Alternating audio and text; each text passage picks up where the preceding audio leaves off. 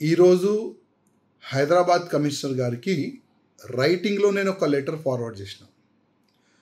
ఆ లెటర్లో ఏముందంటే, పోయి సంవత్సరం మేము ఈ నిమజ్జనం సమయంలో కొన్ని పాయింటెడ్ చేసినాం, కొన్ని సబ్జెక్ట్ పైన రీసెర్చ్ కూడా చేసినాం. దీంట్లో ఏముందంటే, గణేష్ మహారాజు నిమజ్జనం తీసుకొని పోయే కొంతమంది బుద్ధి లేని వాళ్ళు కూడా అనొచ్చు.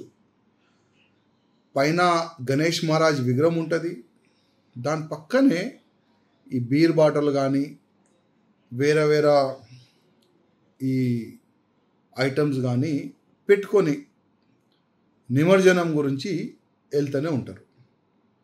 ఎక్కువ డ్రింక్ అవుతుంది, మళ్ళా లేనిపోని కొన్ని కొట్లాట చాలా జరుగుతుంది. చిన్న కొట్లాట, పెద్ద కొట్లాట, ఆ రూపం కూడా తీసుకుతుంది. ఈ పోయే సంవత్సరం మేము కొన్ని అబ్జర్వ్ చేసినాం.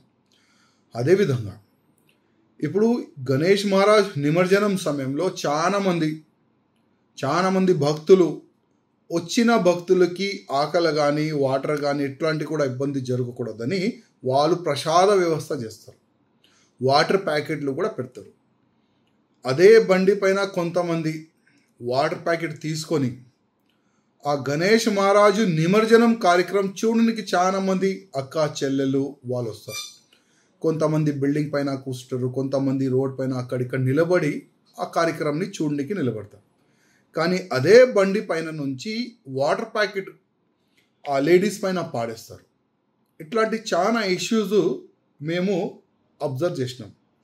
ఇప్పుడు సిపి గారికి రిక్వెస్ట్ ఏ విధంగా మేము చేస్తున్నామంటే, ఎవరైనా ఇట్లాంటి పనులు చేసే ఐడెంటిఫై అయితే వాళ్ళపైన యాక్షన్ తీసుకోవాలని మేము సిపి గారికి కోరుతున్నాం.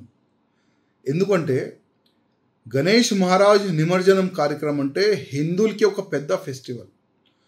చాలామంది ధర్మద్రోహులు ఉంటారు, వాళ్ళకి అవకాశం దొరుకుతుంది. చూడండి, మీ గణేష్ మహారాజు నిమజ్జనం సమయంలో తాగి గణేష్ మహారాజ్ని తీసుకొని వెళ్తారు, తాగి కొట్లాడుకుంటారు. వాటర్ ప్యాకెట్తోని మీ హిందూ అమ్మాయిల పైన కదా వాళ్ళు ప్యాకెట్లు పాడేస్తారు. ఇట్లాంటి చాలా వరకు సోషల్ మీడియాలో అక్కడిక్కడ కామెంట్ చేసే వాళ్ళు చాలామంది దొరుకుతారు. అందుకోసం ఇది మన ధర్మం, ఇది మన సంస్కృతి, ఇది మన పండగ. మన హిందూ సమాజంలో చాలా పెద్ద పండగ.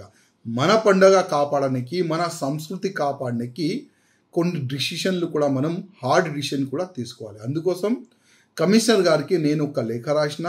అదేవిధంగా ప్రతి ఒక్క గణేష్ భక్తులకు నేను ప్రత్యేకంగా దండం పెట్టి రిక్వెస్ట్ చేస్తున్నా.